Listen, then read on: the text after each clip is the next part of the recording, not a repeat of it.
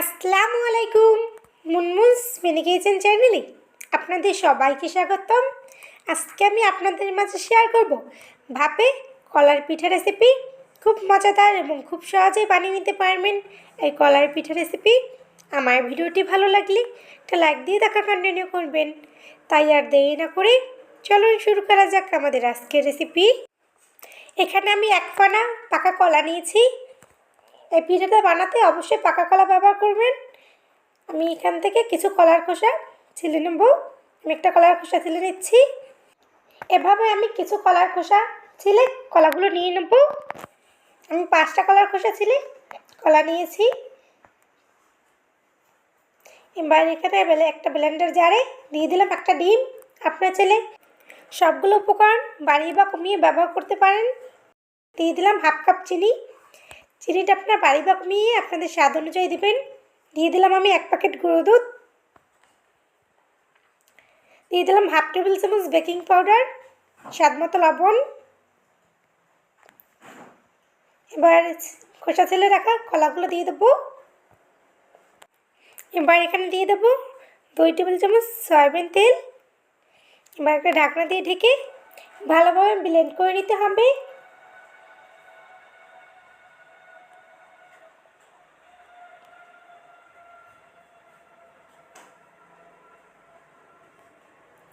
আমি ভালোভাবে ব্লেন্ড করে নিচ্ছি।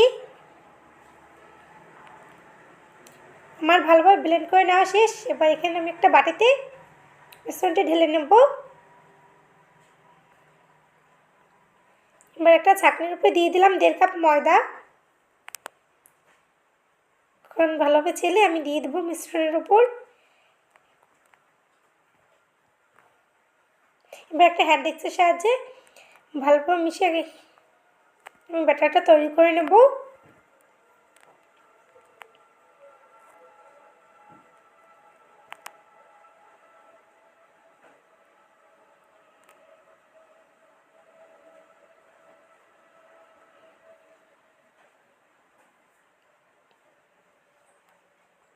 আমি ভালোভাবে মিশিয়ে নিয়েছি। এবার এখানে আমি দিয়ে দেবো হাফ টেবিল চামচ কোকো পাউডার।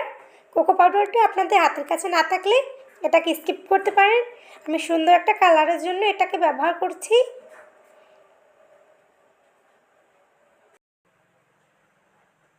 কোকো পাউডারটা দিয়ে ভালোভাবে মিশিয়ে নিচ্ছি।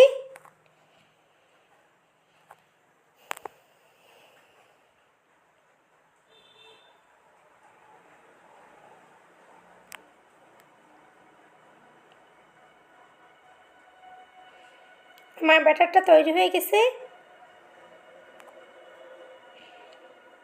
এবার এটাকে আমি এক সাইডে রেখে দেবো।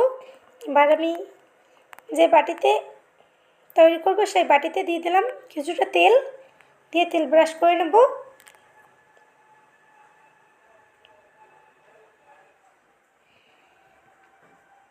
এবার এখানে আমি একটা লেখালেখির কাগজ দিয়ে দিলাম গোল করে কেটে। আপনারা এটা না দিলেও হবে। আমি ভালোভাবে তুলে নিতে পারি যেন, তার জন্য এটা ব্যবহার করছি।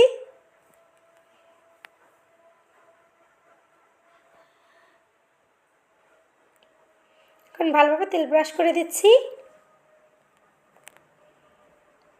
আমার ভালোভাবে তেল ব্রাশ করে দেওয়া হয়ে গেছে। এবার আমি এখানে ব্যাটারটা ঢেলে দেব।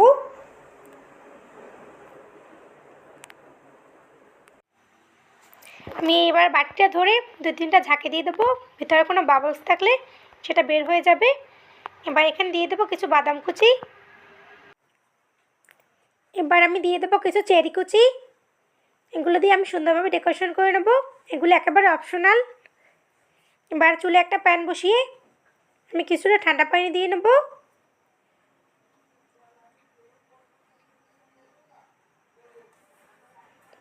এবার এখানে আমি একটা স্ট্যান্ড বসিয়ে নেব। এই স্ট্যান্ডটা না থাকলে একটা স্টিলের বাটিও বসিয়ে নিতে পারেন। তার উপরে আমি বাটিটা বসিয়ে দিলাম। এবার একটা ঢাকনা দিয়ে ঢেকে নেব। এখানে আমি একটা লবঙ্গ দিয়ে ছিদ্রটা বন্ধ করে দিচ্ছি। এবার এটাকে মাঝারি আছে 30 থেকে 35 মিনিট বেক করে নেব। ফিরে আসলাম 30 থেকে 35 মিনিট পর। এবার একটা কাঠির সাহায্যে চেক করে নেব। দেখুন আমার কাঠিটা ক্লিন আসছে। আমার পিঠাটা হয়ে গেছে। এবার এটাকে আমি নামিয়ে নেব। আমি নামিয়ে কিছুক্ষণ ঠান্ডা করে নিয়েছি।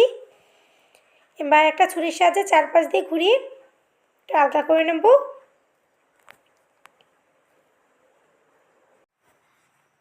এবার একটা প্লেটের উপর আমি মল্ড আউট করে নেব। আমি মল্ড আউট করে নিয়েছি।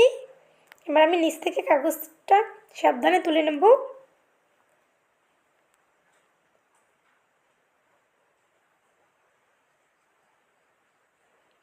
আমি কাগজটা তুলে নিয়েছি। এবার এটাকে আমি উল্টিয়ে দেব।